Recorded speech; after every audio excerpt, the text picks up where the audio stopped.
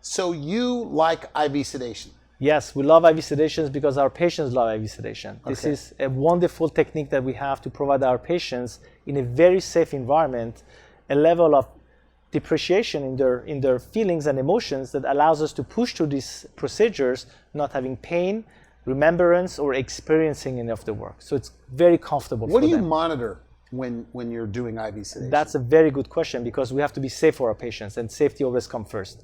We have, of course, a pulse oximeter that checks their oxygen level. We check their heart rate. We check their pulse, and we make sure that they're breathing properly. So this is exactly what we need to do to make sure Is they are in blood good pressure stage. even lower when you're sedated? Absolutely, absolutely. And this is a very good point. People are always concerned about heart disease and conscious sedation. They say, well, I have heart problems and maybe it's not safe for me. It's actually quite the opposite. Patients who do have cardiac concerns, IV sedation is an indication for those patients because they're going to be relaxed, they're not going to be stressed, and therefore there will be less pressure on their heart. So Okay. it will lower the blood pressure. Now, oral sedation, the pill. Some doctors only do oral sedation.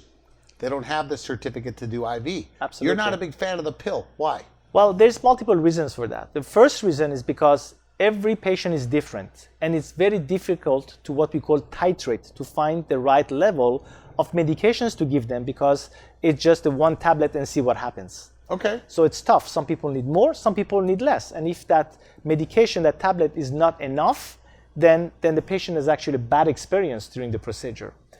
But at the same time, if that tablet is too much for them and we need to give them any reversal drugs, it's very difficult because we don't have access to an IV to give them medications immediately to help them. So the tablet, it's probably okay for basic care, short procedures. So when it comes down now to gum surgeries, periodontal surgeries, or dental implant placement, we like to have full control over the patient's vital and safety during the procedure. And you can pull them out of it easier. Absolutely. We have a series of drugs that we can use to reverse them and just titrate them up and down as we need to do them to be safe.